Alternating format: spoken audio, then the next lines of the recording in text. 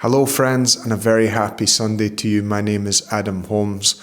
I'm a Scottish songwriter. I live in Edinburgh in Scotland with my 7-year-old daughter Rosa. Over the last 13 years, I've made 8 albums. I have built a social media following of nearly 500,000 people.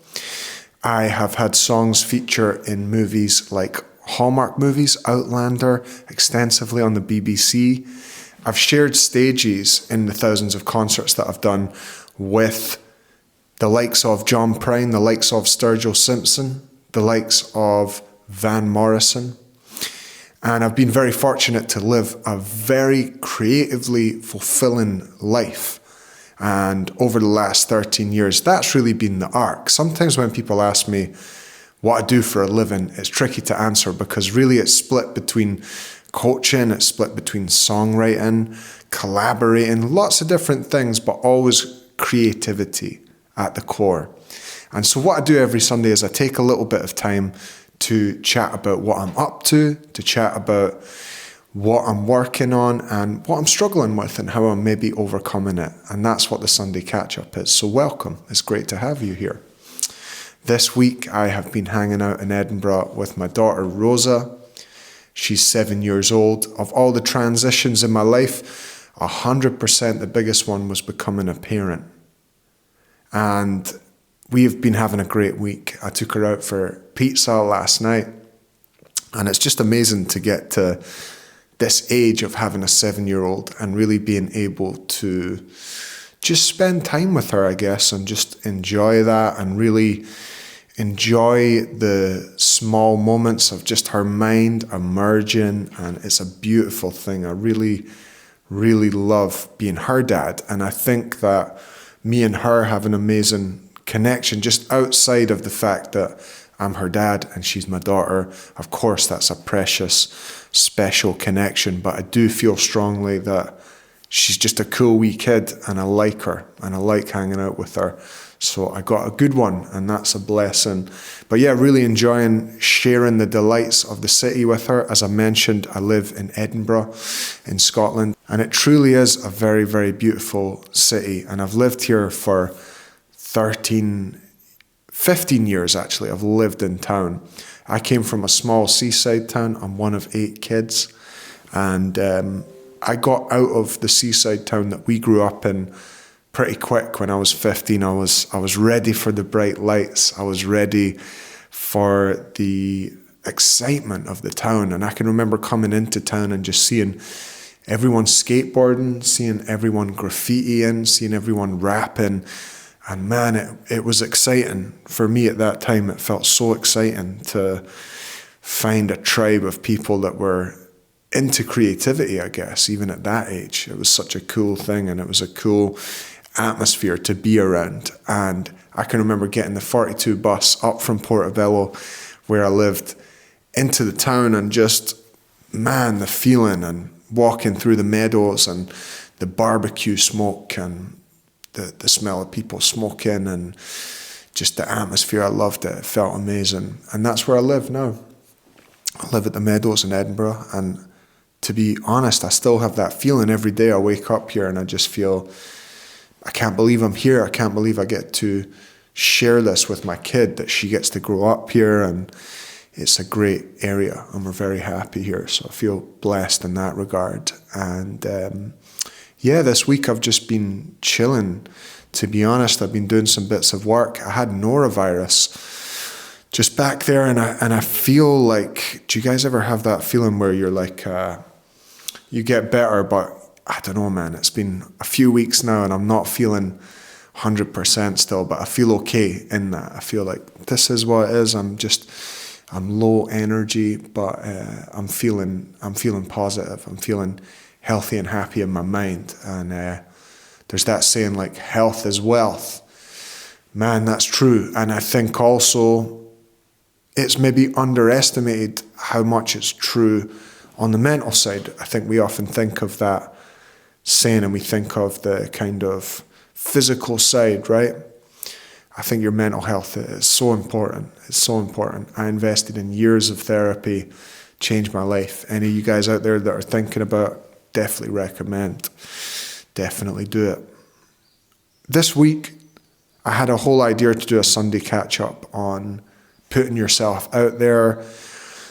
I had another idea to do one on boundaries, and I think I will do that at a different stage. And they're both good topics, but it's interesting. The way I come up with the idea for the Sunday catch-up is quite intuitive. And I want to be honest. I want to talk to you about something which I've actually been not struggling with, but just something that's been a prevalent theme at any given time. And what I felt with those two topics was that they were both really great topics, but also that they were topics I was kind of thinking about, like creating them, coming up with them. Whereas what I actually want to speak to you guys about is listening. And the reason I want to speak to you guys about listening is because I really strongly feel like each week for me, there is like a topic, there is like a theme, there's a flavor in the air of life that I can't avoid, if that makes sense. Does that make sense? Is that crazy to say? Do any of you guys feel like that? Let me know in the comments. I just feel like there's this theme this week of listening, and I want to talk a little bit about it, and I want to give you some perspectives that I've been thinking about with regards to listening. And really where it came from was, as I mentioned, I took Rosa out for some pizza, and we were just chatting, and I was really noticing my impulse, I guess, to just talk. Do any of you guys relate to that? Like, just to dominate. I've come up with two words that I want to use throughout this conversation. One is listen. Well, I've not come up with the words, obviously, but these are the two words that I'm going to use to discuss a couple of concepts. One is listening, one is dominating. And it's knowing the difference between the two, right? I went out for some pizza with Rosa. I was sitting down with her. I went, "How are you?" And she said, "Yeah, I'm good. This is going on at school." And I just felt the impulse to like dominate the conversation and give her advice, I guess, give her lots of advice and give her lots of my own experience and basically dominate the conversation. But then I thought, what does she need right now? She needs me to listen. So it was amazing. I listened. I know this sounds obvious maybe to you, but I listened and it was incredible, all the stuff that just emerged once I started listening. And it really got me thinking about, where am I listening and where am I dominating across the board in my whole life? As a songwriter, as a coach, as a producer, when I'm producing records for other people, when I'm writing commissions for people. And I think the impulse to dominate the conversation, dominate the dialogue, man, it's so compelling for me. And it's really got me thinking. So I wanted to talk a little bit about it. Now, often in a coaching relationship, I coach people a lot. I have 15 coaching clients right now. I usually have about 10 to 15 at any given time. And generally I'm helping them grow their social media, write songs, maybe build their online businesses, things like that, things in that kind of realm. But ultimately, coaching work is usually helping people change a story that they have about themselves. As I mentioned before, I've done a lot of therapy. And here are the things that I changed through therapy. I overcame drug addiction. I changed my relationship to money. I changed my relationship to my family. I changed my relationship to my weight. I lost 60 pounds. I changed my relationship to alcohol. I started to drink less, and I drunk less around concerts. That was a big thing for me for a long time. It was like, oh, I feel nervous, so I'll drink a lot at a concert. I changed that through therapy. And I was really thinking through the lens of listening, well, what was it that helped me change those things? And my therapist, Sarah, just listened to me. She listened and she reflected back to me what it was that I wanted to change. And I thought, isn't it kind of beautiful to think about therapy or coaching like a good listener is like an easel. So you're pushing out and painting on this easel these kind of concepts, right? And they come initially in the form of a desire. You have a desire maybe of like, I want to lose weight. You have a desire of, I want to be more proactive with my health. I want to have a better relationship with my kids. I want to make more money. I want to have an impact in the world. I want to have a good relationship with my spouse, right? Whatever it is for you, initially what you're doing when you are making the first step on that journey is just you're painting a picture of it. And Sarah's been amazing for me, my therapist, in just giving me space to really just paint my kind of my vision, right, of my life. I was thinking about with production, well, how I always start a production conversation.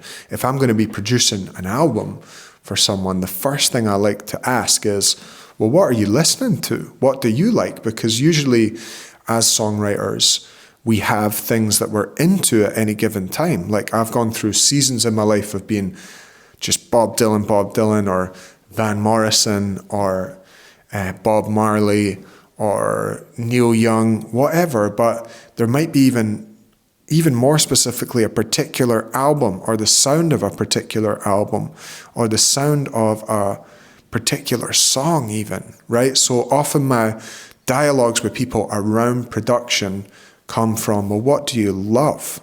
What do you really, really love? And then it's about listening. Then it's about taking that on board. Similarly, with co-writing, it's crazy how you can be sitting in a room with a few people. We just did a co-write down in Harrogate with my friend Sarah and George on a record that I'm helping her make. And it was fascinating I always find it fascinating to write songs together, because the process really is just throw an idea out.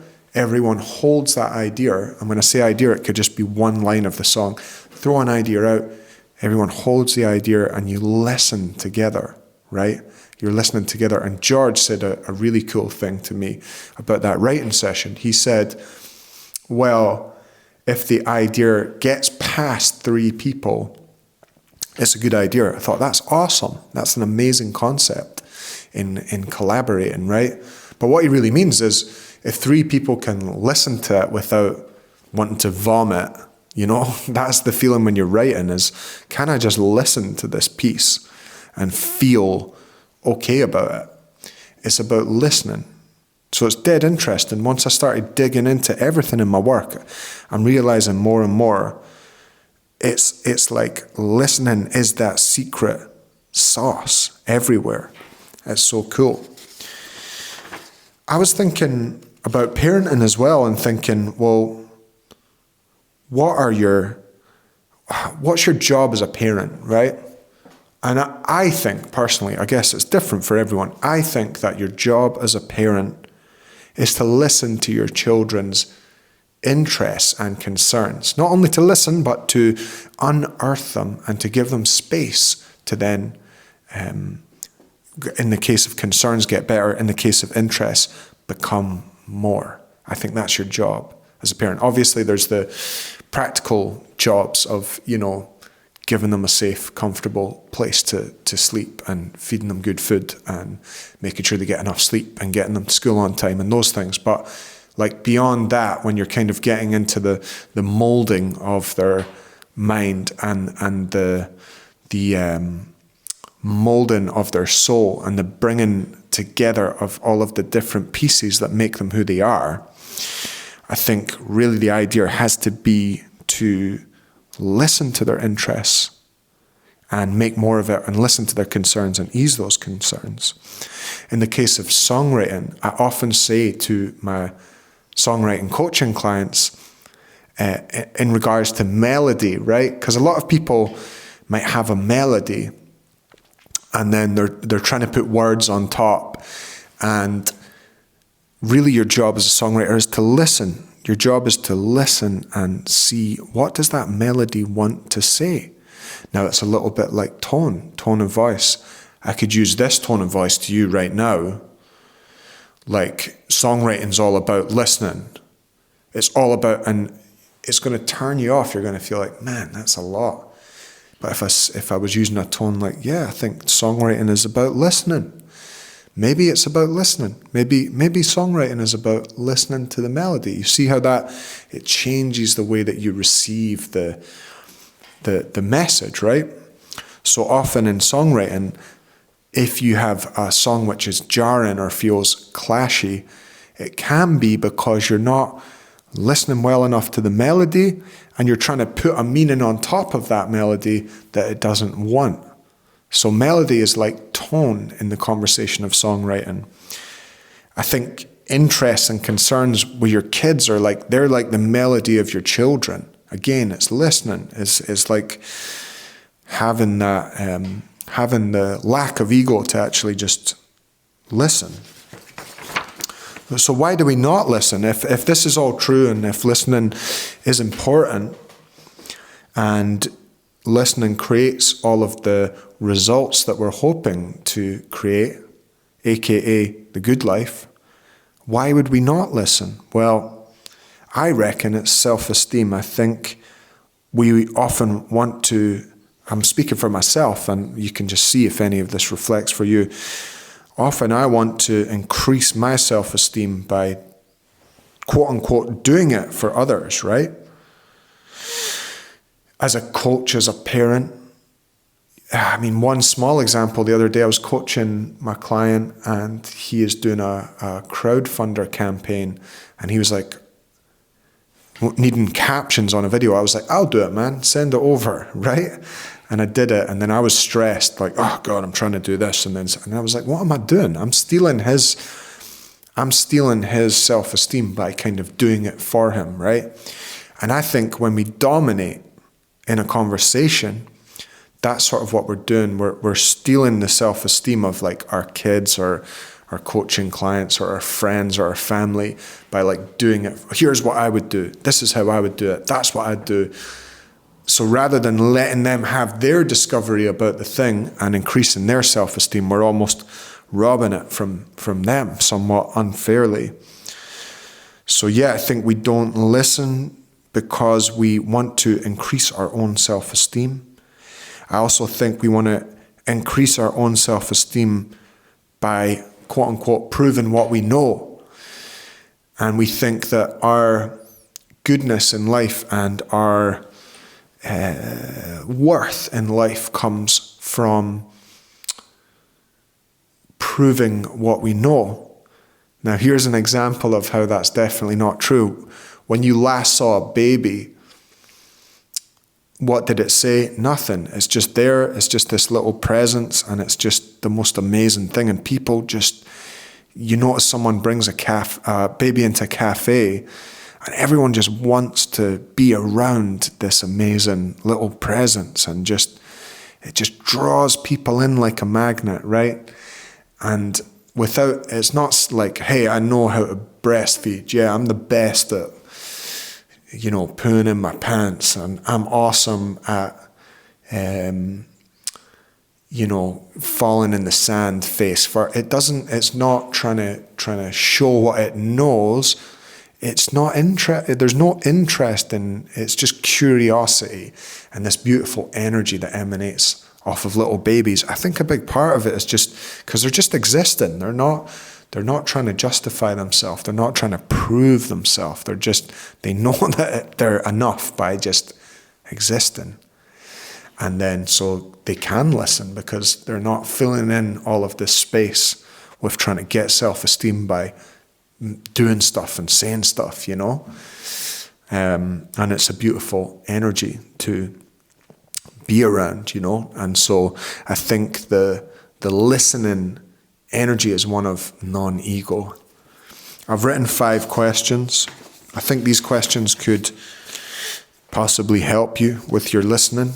I'm hoping that they're going to help me this week with my listening to be a better listener. The first question is, who is a good listener for me? Who is my example? Now, what I would recommend if you can't think of a good example in your childhood is to go to therapy. My first good example of a great listener was Sarah, my therapist. And I learned a lot about how to listen to people from her. I owe her a great debt. There were many people in my family who were amazing in many other ways, but it's a very specific kind of energy, the listening energy. And I would say that the best example I had was my therapist. And for you, my recommendation would be that if you can't think of a great example, go and get a great therapist, go and get a coach. The second question, how could I improve my listening this week ahead? I'm just thinking about that for myself. I'm thinking about all my coaching clients. I'm thinking about Rosa. I'm thinking about my girlfriend. I'm thinking about just those little daily interactions even that you have, and where that impulse to dominate kicks in. Could I just let that settle and see what's on the other side of not dominating, see what gifts await? The third question, do I reflect or do I dominate? Are you a reflector or are you a dominator?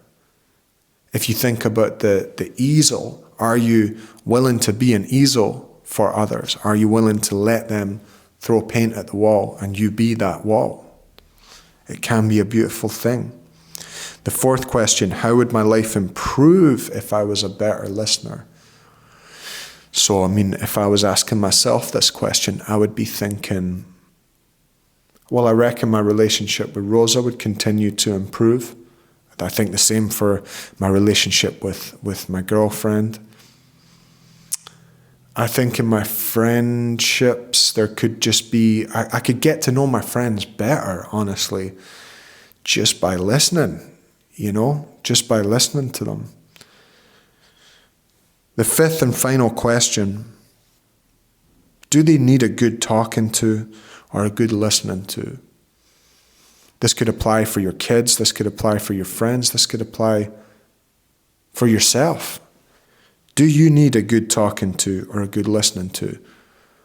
Sometimes you do need a good talking to, and sometimes as a coach, as a parent, as a friend, that can be a strength of mine, and it's a positive thing. It can be a positive thing.